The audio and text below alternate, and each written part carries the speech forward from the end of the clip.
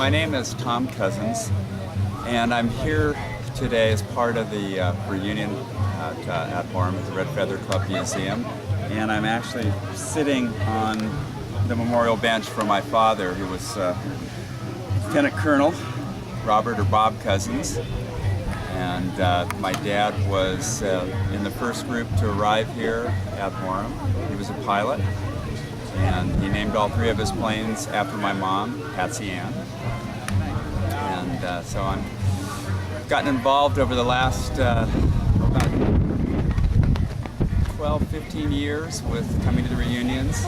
And most recently, actually about 2 years ago, I became president of the 95th Bomb Group Memorials Foundation. And it's appropriate in that that's the group that my father helped found. And actually was the president emeritus of the foundation. I think that the mission that probably really defined my father in many ways within the 95th was the Kiel mission. That's a mission where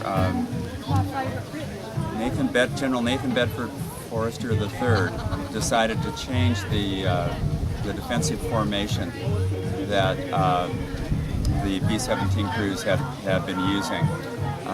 And in changing that formation, unfortunately, it actually decreased the defensive firepower of the formations, and it ended up in disaster.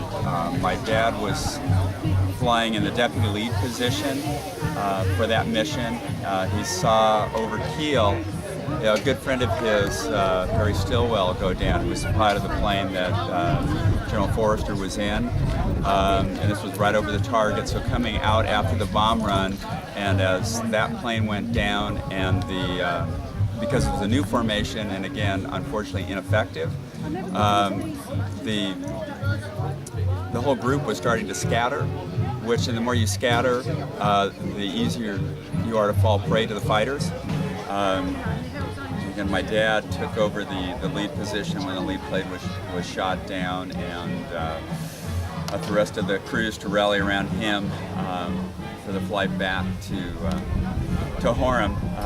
Significant losses. Apologize that I don't know the exact number, but I think at least 10 went down.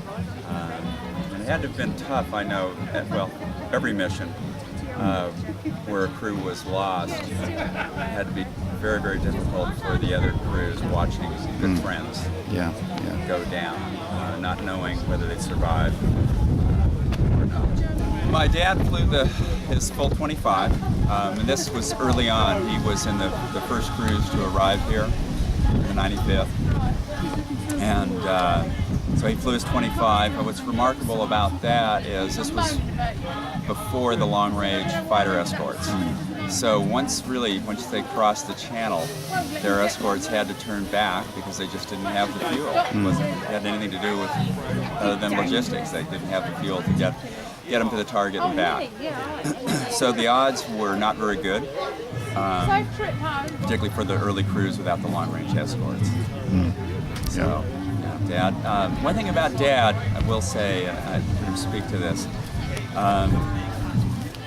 even though he was a decorated pilot, he attributed, I think, his ability to come home, or the fact that he came home, to a couple things. One is luck, because there were an awful lot of good pilots and crews that went down just because of luck. Skill can only do so much. But the other thing is, my dad always said he knew he was coming home. And having that attitude helped him tremendously. As a matter of fact, last year, my father passed last year in April, and I came here for the first time in September for the dedication of the bench. My father had been at Alconbury. That was his first base here. Horham wasn't ready. And he was there when there was a terrible accident. They were loading the bombs, and at that time they were loading them live onto the B-17. They didn't think it'd be a problem. Well, it ended up being a big problem. The bombs went off. There were 19 men that were killed that day. All my father would ever say when I asked him about it is that it was a terrible disaster. On the plane here last year, I was reading Rob Morris's book, The Wild Blue Yonder and Beyond. It's a history of the 95th, and read the chapter about Alconbury. And the one part of that chapter that I'll never forget is the description is it was raining body parts.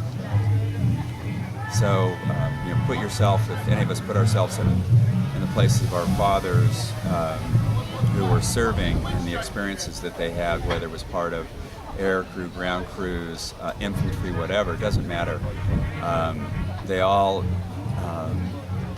experienced significant loss, and in some cases very graphic and very brutal loss. And that was my dad's introduction to his service here. So in hindsight, it's easy for me to go, no wonder he didn't want to talk about it. I think one thing for me in terms of being involved, I know when I went to the first reunion with my dad, I was a little bit reluctant. It's like, I don't want to go and honor war. And when I got there, I learned some great lessons. One is, there's nothing glamorous about war. There's nothing that we should ever glorify about war. But when you look at the individuals, as I did, got to know many of the men and hear their stories, is they went to serve. There was a call to action, and they heeded that call.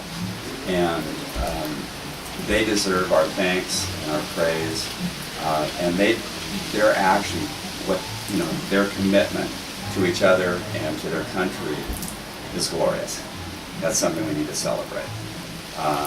But war, no, never. And I think by learning the human side of it and staying in touch with that, it reduces the chance that we ever will go to war. When we do, there's got to be a real reason, a valid reason.